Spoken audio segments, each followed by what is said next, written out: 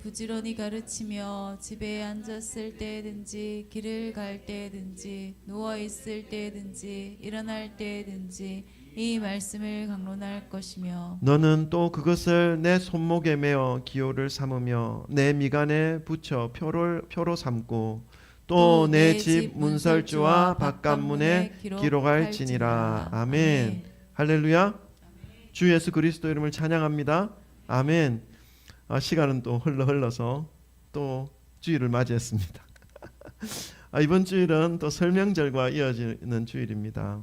오늘도 설명절 연휴로 연결되는 이 주일에 가장 먼저 하나님 앞에 예배드리는 것을 우선순위로 하고 사모하는 마음으로 주님 앞에 모이신 우리 사랑하는 지체들과 서로 사랑의 인사부터 먼저 나누고 말씀 받겠습니다. 돌아보시면서 사랑합니다. 축복합니다. 잘 오셨습니다. 할렐루야. 아유, 김희봉 집사님 오셨어요. 네, 아유, 권승희 집사님도 오시고, 네, 우리 부산에서 최경선 권사님도 오시고, 좋습니다. 할렐루야. 설명절이 길지만 우리 예배부터 먼저 드릴 수 있는 우리의 모습이 되어서 너무너무 감사하고 기쁩니다. 살아오면서 명절 때마다 느끼는 것이 있는데 그것은 우리나라 사람들의 생각과 이 정서 속에 하나님의 말씀과 멀어질 수 있는 요소들이 곳곳에 있구나 하는 겁니다. 특별히 명절 연휴에는 더 많죠. 대표적인 것이 차례나 제사입니다. 하나님의 말씀은 분명합니다. 노예로 살아가던 이스라엘 백성들을 하나님의 자녀 삼아주셨고 불러주셔서 출애굽시켜주시지 않습니까? 그 노예의 삶에서 벗어나게 해주셔서 이제 광야에서 너희는 종이 아니야. 너희는 나의 백성이요 나의 자녀야. 하나님의 자녀로서의 살아갈 합당한 삶의 기준, 삶의 지표를 가르쳐 주셨습니다. 이 십계명이죠. 근데 그 십계명, 하나님의 자녀로서 살아야 할 기본적인 자세와 그 기준의 첫 번째, 두 번째가 바로 이 부분에 해당되는 겁니다. 1계명이 뭡니까? 출애굽기 20장 3절에 기록되어 있습니다. PPT 띄워주실래요?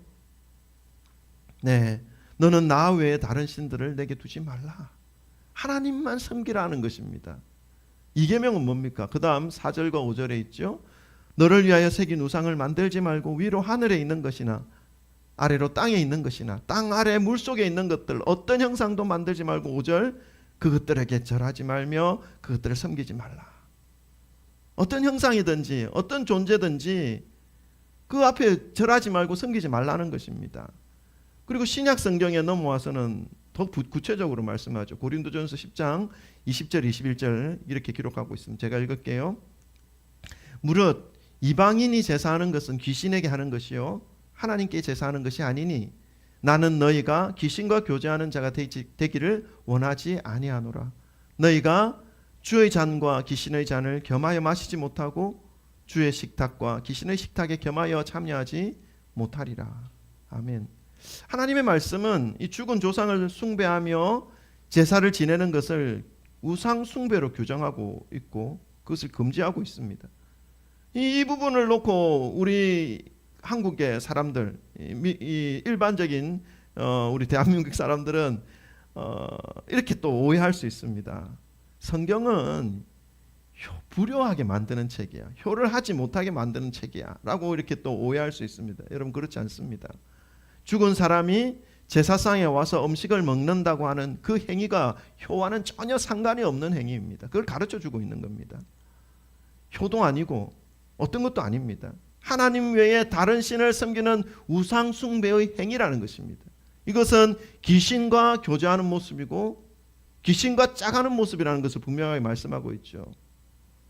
그럼 성경은 뭐라고 말합니까? 효에 대해서 살아계신 부모님께 주 안에서 순종하라. 여러분 하나님의 말씀은 부모님의 말씀에 순종하라는 것입니다. 주 안에서죠. 그러니까 이 가정이 주님 안에 있는 것, 자녀도 주님 안에 있고 부모도 주님 안에 있고 주님 안에서 한 가정이 세워져 가는 것이 얼마나 귀한 것인지를 다시 한번 말씀하는 것이죠. 가정을 처음 만드셨을 때 하나님의 그 목적 또한 아담을 만드시고 하와를 만드셔서 가정을 이루게 했지 않습니까? 그것은 하나님 안에서 세워지는 가정일 때 가장 아름답고 복되다는 것을 보여주신 것입니다. 근데 그 하나님의 그 범위를 벗어나서 사람의 마음대로 하나님 없이 살아가는 것은 이미 그 가정은 너무나 위태위태하고 불완전하고 위험한 그러한 모습인 것이죠. 가정이 믿음으로 하나 되는 것이 얼마나 중요한 것인지 다시금 우리는 깨달을 수가 있습니다. 그렇다면 우리가 이러한 하나님의 말씀을 알고 있다면 우리의 모습은 이제 어떻게 해야 하는 것인가 하는 것이죠. 특별히 명절을 앞둔 주일인데 고향에 다녀오고 오랜만에 만났던 오랜만에 떨어졌던 부모님들 가족들을 이제 만날 텐데 혹여나 아직 유교의 영향력권 아래에서 차례를 지내거나 제사를 지내는 그런 문화 속에 있는 성도님들의 처신을 어떻게 해야 하는 것인지 오늘 우리 말씀을 통해서 우리의 마음의 빛, 신비에 새기고자 합니다. 물론 쉽지 않습니다. 저도 그런 집안에서 자라온 그런 시절이 있었기 때문에 쉽지 않다는 거 다 누구보다 잘 압니다. 그렇지만 말씀 앞에서 다짐하시고 주님의 은혜와 도우심을 구하시는 이 시간이 되시기를 주님의 이름으로 축원합니다. 아멘. 오늘 본문 말씀을 두 곳으로 정했는데요. 한 곳은 열왕기상 13장 전체이고 또 한 곳은 오늘 우리가 같이 교독한 신명기서 6장 4절부터 9절 말씀입니다. 서로 다른 본문이지만 우리에게 주시는 메시지는 동일합니다. 그것은 뭐냐 하면 하나님의 말씀을 쫓는 삶을 살아야 생명을 얻을 수 있다 하는 것입니다. 하나님의 말씀을 따라서 살아야 생명을 얻을 수 있다 하는 것입니다. 물론 우리가 하나님의 말씀을 버리고 세상으로 살아간다고 해서 바로 직접 우리의 이 육신적인 생명이 끊어지고 막 이런 일이 일어나지 않을 수 있습니다. 그러나 우리의 영적인 생명, 우리에게 약속하신 하나님의 영원한 약속은 잃어버리게 되는 것입니다. 그것은 영원한 죽음 가운데로 들어가게 되는 결과를 맞이하게 되는 것이죠. 그래서 우리가 하나님의 말씀을 따라 살아가는 것이 우리의 생명을 얻을 수 있다는 사실을 기억하시는 것이죠. 그 말씀에 대한 말씀입니다. 열왕기상 13장은 이 솔로몬이 죽고 난 이후에 이 이스라엘이 나라가 두 개로 쪼개지죠. 여로보암이라는 인물의 반역으로 인해서 이 솔로몬의 아들 르호보암에서 벗어난 사람들 10지파가 모여서 북쪽으로 가서 북이스라엘이라는 나라를 만듭니다. 그래서 여로보암이 왕이 되는 거죠. 그다음에 나머지 두 지파는 솔로몬의 아들이죠. 르호보암이 이 두 지파를 가지고 남쪽 유다 나라를 만들게 됩니다. 그래서 북이스라엘과 남유다가 형성되는 겁니다. 자, 근데 예루살렘 성전이 어디 있냐면 남유다에 있어요. 근데 이스라엘 백성들은 성전에 가서 하나님께 제사 드려야 된다는 사실을 너무나 잘 알고 있는 겁니다. 그래서 북쪽 이스라엘 여로보암이 다스리는 그 나라에는 예루살렘으로 갈 수가 없으니까 가는 것을 이 여로보암이 허락을 하지 않는 거예요. 왜요? 자기가 함께했던 백성들이 예루살렘으로 가서 제사를 드리게 되면 유다 나라에 흡수될까봐, 빼앗길까봐. 그러니까 자기의 통치력이 작아지고 위축되고 사라질 것 같은 마음 때문에 북쪽 이스라엘 백성들이 남유다로 가서 예루살렘에 가서 하나님께 제사 드리는 것을 허락하지 않았어요. 그래서 대신 그 땅에 있는 베델이라는 곳에 산당을 만듭니다. 신당을 만들고 금송아지를 크게 화려하게 만들어서 이것이 너희를 애굽에서 탈출시켜 주신 여호와 하나님이다라고 말하면서 여기에 제사를 지내라고 말합니다. 너무 악하죠. 하나님을 완전히 송아지 우상으로 만들어가지고 백성들을 우상숭배자로 만들어버리는 것입니다. 너무나 악한 것이죠. 이런 모습을 보고 하나님이 한 사람을 이 유다에서 여로보암에게 한 사람을 보냅니다. 열왕기상 13장에는 그 사람을 하나님의 사자, 여호와의 사람이라고 하는 그 이름이 안 나와 있습니다. 그래서 그 사람을 여로보암에게 보냈습니다. 자, 그리고 보내면서 하나님이 이 사람에게 명령한 것이 있습니다. 어떤 명령을 했냐면 우리 열왕기상 13장 9절에 나와 있는데요. 제가 읽을게요. 다 같이 한번 읽어볼까요? 열왕기상 13장 9절 다 같이 읽습니다. 시작. 이는 곧 여호와의 말씀이 내게 명령하여 이르시기를 떡도 먹지 말며 물도 마시지 말고 왔던 길로 되돌아가지 말라 하셨음이니이다 하고, 자, 북쪽 이스라엘 가서 뭔가 메시지를 던지는데 그곳에 가서 떡도 먹지 말고 물도 마시지 말라는 것, 그리고 왔던 길로 되돌아가지 말라는 것이었습니다. 북쪽 이스라엘에 가서 하나님의 말씀만 선포할 뿐 그 어떤 우상의 자리에 가서 어떠한 타협도 하지 말라는 것이죠. 떡 먹고 물 먹고 밥 먹고 섬김을 받으면 마음이 흔들리지 않습니까? 교제하면 또 타협하게 되지 않습니까? 그런 거 일체로 다 끊어버리고 오직 하나님의 말씀만 전하기 위해서 이 사람을 보내었다라는 것을 알 수가 있습니다. 철저하게 말씀만 쫓으며 여로보암에게 보내신 하나님의 뜻을 정확하게 명령하라는 것을 의미하는 것이죠. 하나님이 보내신 그 목적대로 이 사람은 여로보암에 가서 하나님의 말씀을 선포합니다. 어떻게 말씀을 선포했냐면요, 열왕기상 13장 2절부터 5절인데 이것도 우리가 한번 교독해 볼까요? 저와 여러분이 한 절씩 교독하면 제가 먼저 읽겠습니다. 하나님의 사람이 제단을 향하여 여호와의 말씀으로 외쳐 이르되, 제단아 제단아, 여호와께서 이같이 말씀하시기를, 다윗의 집에 요시야라 이름하는 아들을 낳으리니 그가 내 위에 분향하는 산당 제사장을 내 위에서 제물로 바칠 것이요 또 사람의 뼈를 내 위에서 사르리라 하셨느니라 하고. 13절 시작. 그날에 그가 징조를 들어 이르되, 이는 여호와께서 말씀하신 징조라. 제단이 갈라지며 그 위에 있는 재가 쏟아지리라 하매. 여로보암 왕이 하나님의 사람 베델에 있는 제단을 향하여 외쳐 말함을 들을 때에 제단에서 손을 펴서 그를 잡으라 하더라. 그를 향하여 편 손이 말라 다시 거두지 못하며 다 같이 읽습니다. 하나님의 사람이 여호와의 말씀으로 보인 징조대로 제단이 갈라지며 재가 제단에서 쏟아진지라. 아멘.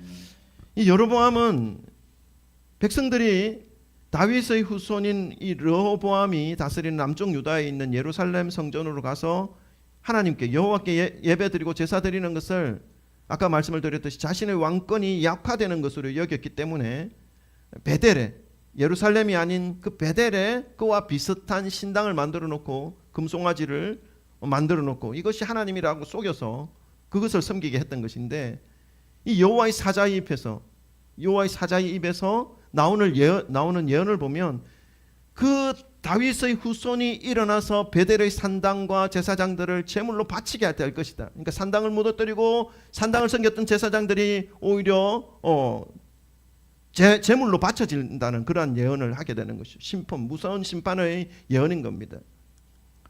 그리고 그 사람의 예언한 심판의 메시지가 끝나자마자 베델 산당의 제단이 갈라지면서 제단 위에 있는 재가 땅으로 쏟아지는 일이 벌어집니다. 말씀을 읽어보시면. 그래서 여로보암은 그 일을 겪고 난 다음에 하나님의 사자, 유다에서 올라온 그 하나님의 사자를 잡으려고 손을 펼쳤을 때 손이 곧 말라버립니다. 깜짝 놀라서 이 사람이 다시 그 여호와의 사자에게 손을 회복시켜 달라고 요청을 합니다. 그리고 이 여호와의 사자의 기도를 통해서 손이 다시 회복되는 것이죠. 원래의 모습으로 회복됩니다. 그런 경험을 합니다. 이 정도의 어떤 기적 같은 모습을 보았다면 여로보암이 무서워하고 두려워해서 하나님 앞에서 자신의 마음을 돌이킬 만한데 13장 끝부분에 가면요, 그 마음 전혀 회개하지 않습니다. 정말 악한 모습이죠. 그래서 우리가 북이스라엘의 그 열왕기서를 읽어보면 악한 왕들의 모습을 어떻게 표현합니까? 여로보암의 길에서 떠나지 않았더라. 여로보암의 죄악에서 벗어나지 않았다.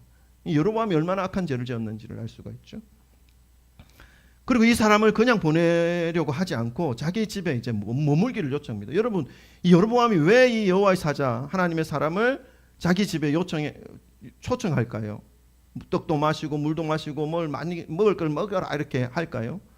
너무 신기하고 귀한 분이라 좀 공손히 접대하고자 하는 그런 선한 마음에서 그렇게 했을까요? 그렇게 보여지지 않습니다. 저는 그렇게 보지 않습니다. 이 여로보암이라는 인물을 우리가 생각해 본다면 이 하나님의 사람의 어떤 신적인 능력을 이용해서 자기의 왕권을 강화하려는 그러한 악한 마음이 그 속에 있는 것이죠. 그러나 이 하나님의 사람은 하나님의 말씀만 따르는 여호와의 사람이었다는 것입니다. 그래서 왕의 호의를 거부하고 자신이 해야 할 바를 향해서 계속 전진합니다. 그런데 왕의 호의를 거부하고 자신이 해야 할 길을 오로지 가고 있는 이 여호와의 사자에게 그 지역에 있는 베델에 사는 늙은 선지자가 등장합니다.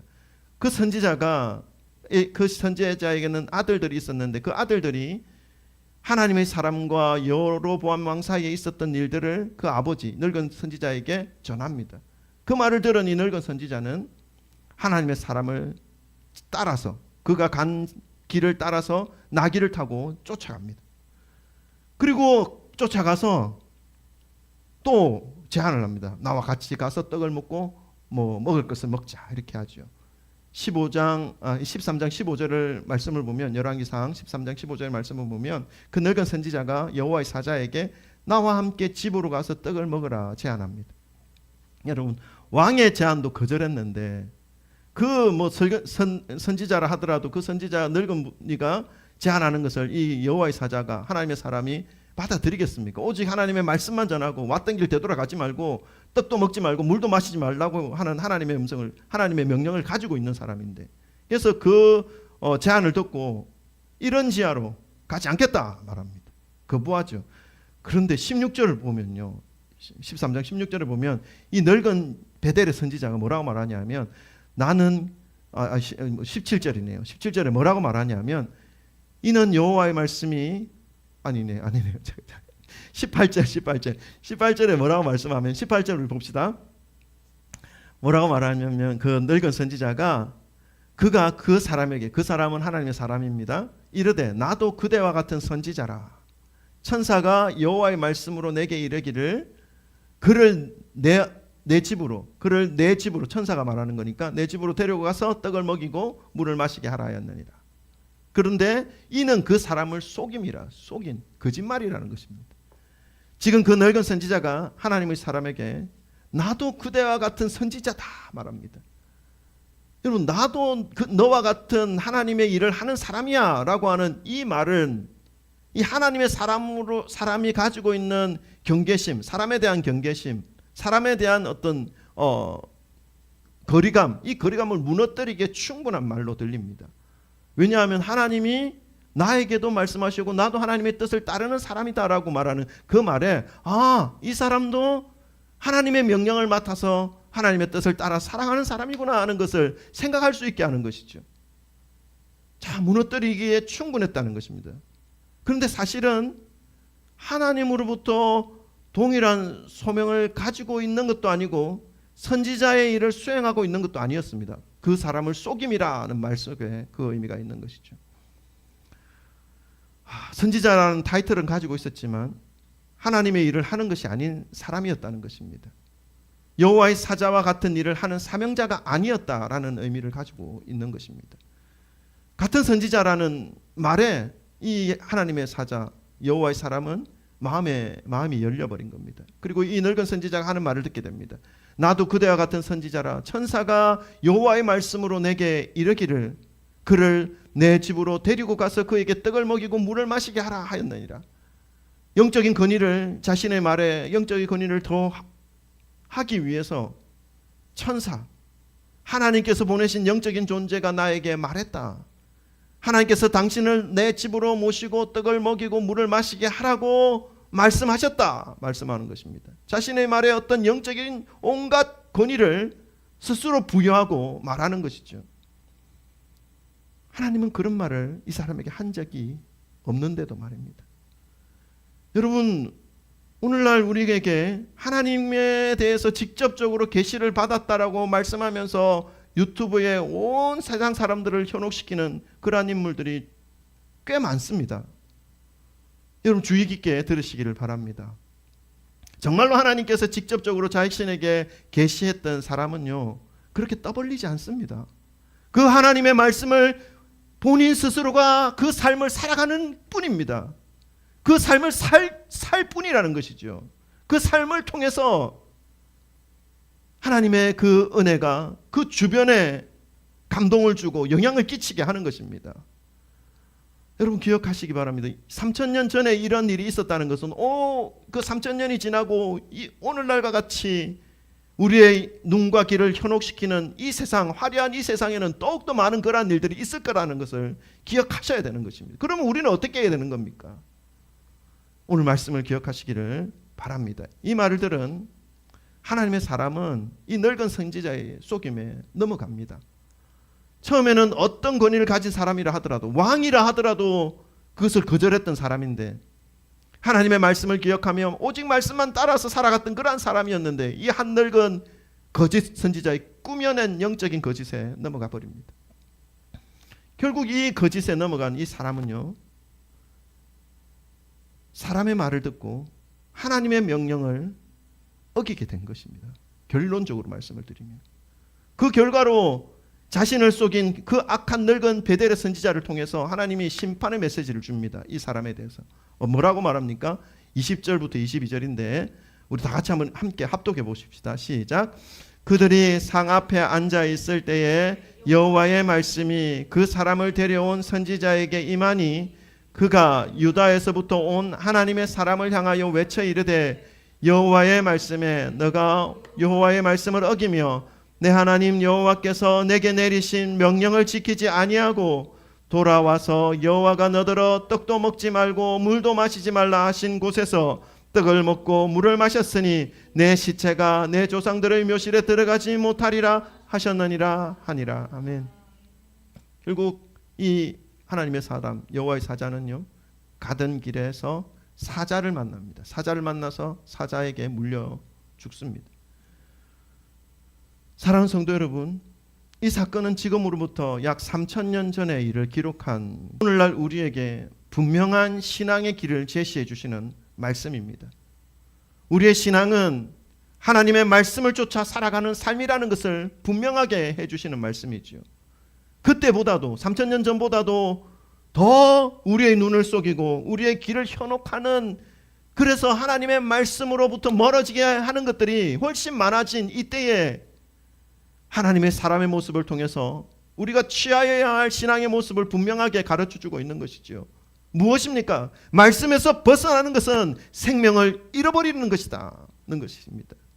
워낙 종교도 다양하고 사람도 다양하다 보니까 어떤 사람들은 교회를 취미생활로 여기며 오는 사람들도 있습니다.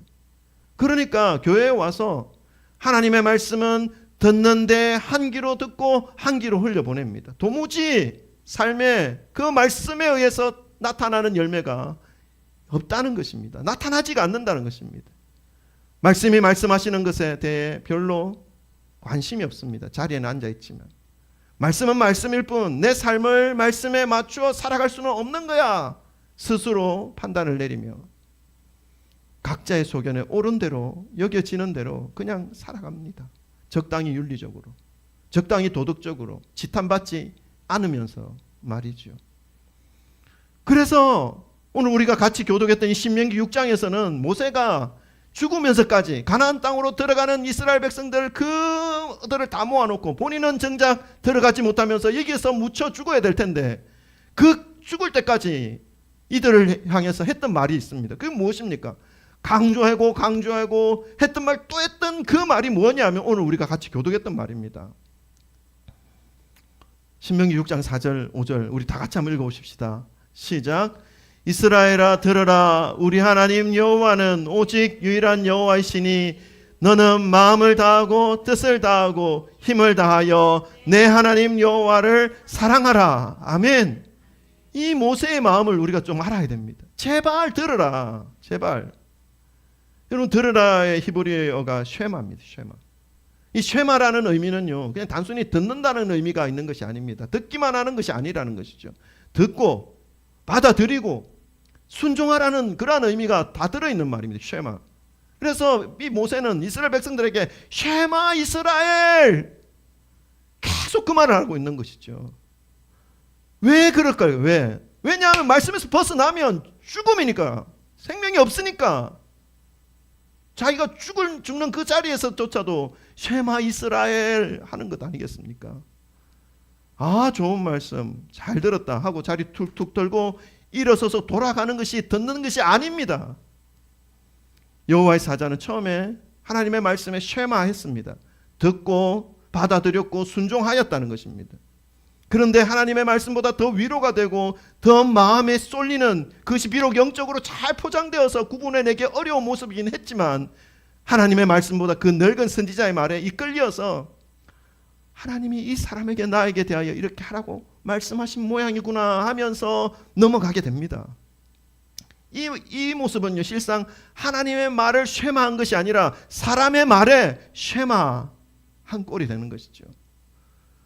그런데 모세는 하나님의 말씀에 쉐마하지 않고 사람의 말에 쉐마하지 않기 위해서 오직 하나님의 말씀만 쉐마하기 위해서 뭐라고 말합니까? 이렇게까지 말합니다. 뭐라고 말하냐면요, 아무리 좋게 들리고 영적인 권위를 가진 것처럼 들리는 말이라 할지라도 쏘가 넘어지지 않게 하기 위해서 이렇게까지 하신 말씀을 신명기는 기록하고 있습니다. 6절부터 9절이죠. 우리 다 같이 또 집중해서 한번 읽어보십시다. 시작. 오늘 내가 내게 명하는 이 말씀을 너는 마음에 새기고 내 자녀에게 부지런히 가르치며 집에 앉았을 때든지 길을 갈 때든지 누워 있을 때든지 일어날 때든지 이 말씀을 강론하며 것이며 너는 또 그것을 내 손목에 메어 기호를 삼으며 내 미간에 붙여 표로 삼고 내 집 문설주와 바깥 문에 기록할지니라. 아멘. 오늘 내가 내게 명하는 이 말씀을 마음에 새겨라. 왜요? 하나님의 말씀에 쉐마하기 위해서, 사람의 말에 쉐마당하지 않게 하기 위해서 알아야 된다, 들어야 된다 말씀하는 것이죠. 마음에 새겨라. 그리고 내 자녀에게 부지런히 가르쳐. 왜요? 자녀들에게 하나님의 말씀이 있어야 생명을 얻을 수 있다는 겁니다. 여러분, 자녀들이 죽어가는데 가만히 있을 부모가 어디 있습니까? 자녀들에게 부지런히 가르치며 집에 앉아 있을 때든지 길을 갈 때든지 누워 있을 때든지 일어날 때든지. 여러분, 이 말은 무엇입니까? 일상생활 우리의 모든 행위입니다. 행위를 할 때에 이 말씀을 강론할 것이며, 여러분이 강론이라고 하는 단어로 적혀 있어가 좀 딱딱하고 강의하고 뭐 이런 것처럼 느껴질 수 있는데, 이 단어를요 히브리어 원어로 보면 다바르입니다. 다바르 뭐냐 하면 그냥 우리가 자연스럽게 말하다입니다. 말하다. 충이나 이거 희원아 이거 우리가 말하는 모든 말들을 강론입니다.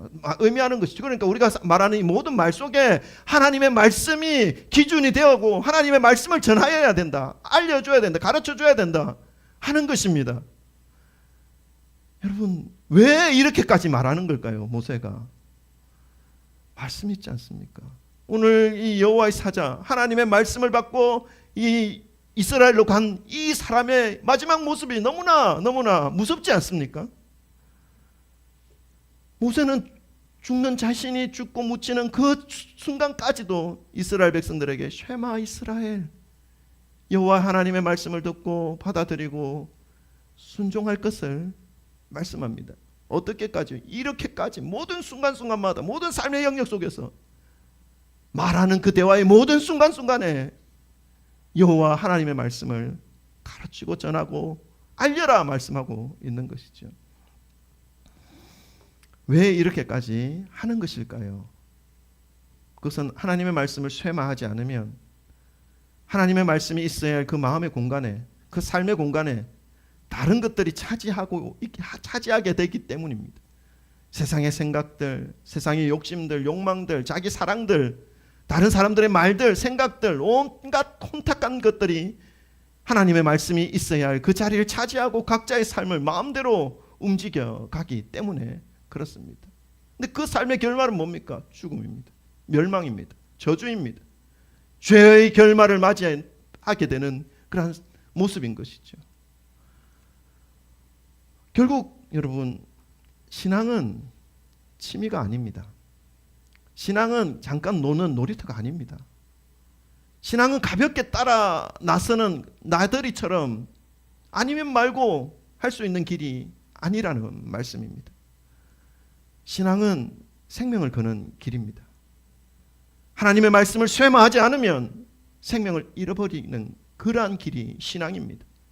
그래서 마음에 새기고 자녀에게 부지런히 가르치고 집에 있을 때든지 갈 때든지 누워 있을 때든지 일어날 때든지 이 말씀을 말하고 내 손목에 기호로 삼고 내 미간에 표로 삼고 무설주와 문 바깥 문에 기록하고 하기까지 말씀하고 있는 것입니다. 그냥 이렇게 말한 것이 아니죠. 그 말씀 속에 모세가 얼마나 간절한 마음이, 그 하나님의 마음이 들어있는지 우리가 볼 수 있어야 되는 것이죠.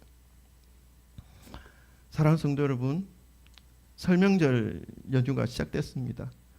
모든 사람들이 이제 괜찮아 이 정도는 어쩔 수 없잖아 하는 말들이 여러분의 마음을 두드릴 것입니다. 여러분의 마음이 또 열릴랑 말랑 또 흔들릴 것입니다. 여러분, 하나님의 말씀에 마음을 여시기를 주님의 이름으로 축원합니다. 바라는 것은 오직 여호와의 말씀에 마음을 여시고 여호와의 말씀 앞에 쉐마 하시는 하나님의 말씀을 들으시고 받아들이시고 순종하시며 살아가시기를. 그래서 이 명절 연휴뿐만 아니라 우리의 일생이 하나님이 기뻐 받으시는 아름다운 주님의 사람의 모습으로, 아름다운 하나님의 도구로, 아름다운 하나님의 예배자로 살아가시기를 주님의 이름으로 축원합니다. 기도하겠습니다. 오늘 우리 주시는 말씀 마음에